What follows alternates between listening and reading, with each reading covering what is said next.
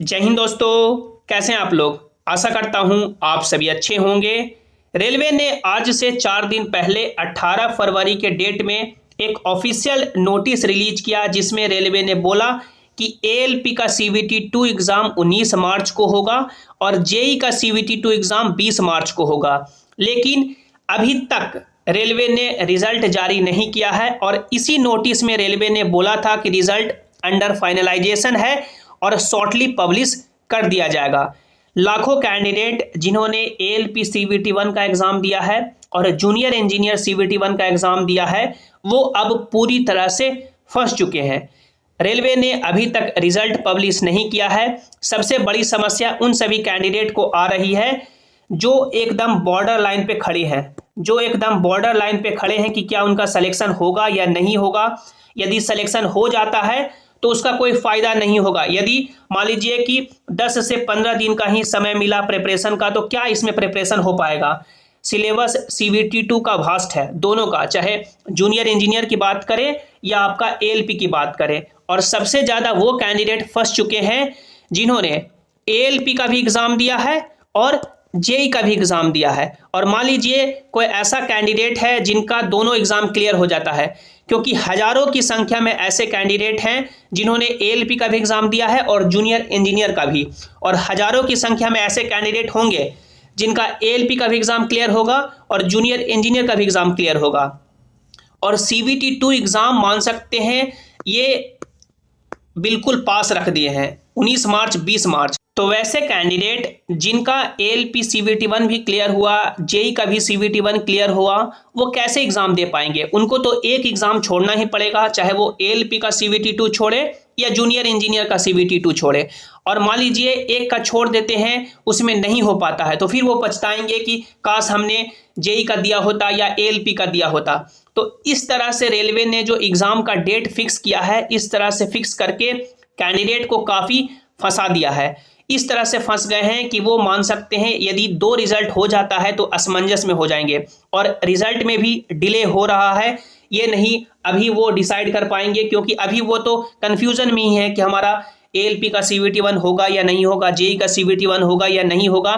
क्योंकि ऐसे कैंडिडेट मान लीजिए एएलपी में जिनका नंबर मान लीजिए कि 50 है और जूनियर इंजीनियर में नंबर मान लीजिए कि 80 के आसपास है, तो चांसेस है कि उनका दोनों एग्जाम क्लियर हो जाएगा। लेकिन जो बॉर्डर लाइन पे खड़े हैं वो कन्फ्यूजन में है। तो ये इस तरह से मान सकते हैं कैंडिडेट को काफ़ी रेलवे ने कन्फ्यूज्ड कर दिया है।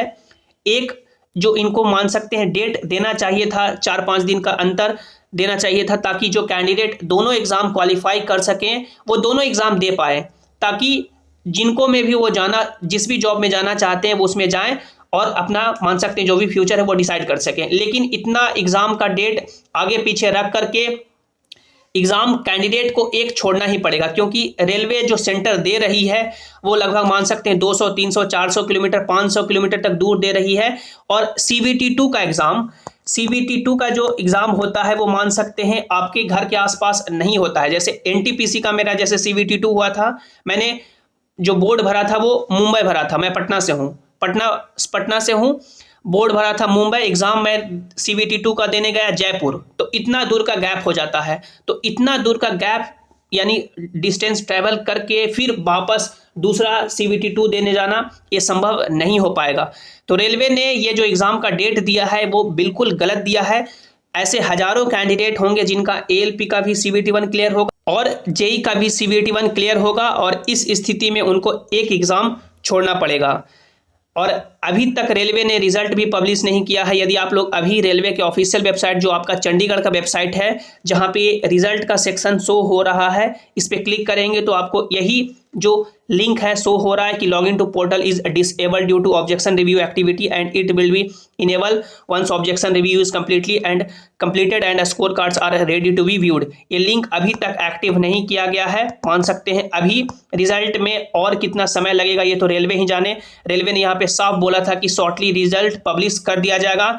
लगभग 4 दिन का समय बीत चुका है, रिजल्ट अभी पब्लिश नहीं किया है। यदि आज नहीं रिजल्ट आती है तो फिर मान सकते हैं 1 से 2 दिन का और समय लग सकता है।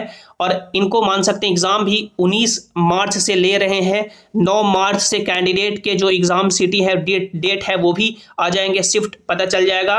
तो तो कैंडिडेट के पास काफ़ी समय कम है, चाहे वो एएलपी के कैंडिडेट हों या जेई के कैंडिडेट हों। और कैंडिडेट तो फर्स्ट ऐसे भी चुके हैं जिन्होंने दोनों का पेपर दिया है, एएलपी का भी और सीवीटी 1 का भी।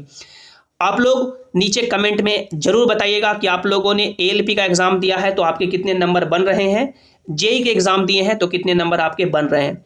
जो भी रेलवे एग्जाम्स के आगे के फर्दर अपडेट्स होंगे सबसे पहले आपको जेसिंग क्लासेस ही प्रोवाइड कराएगा।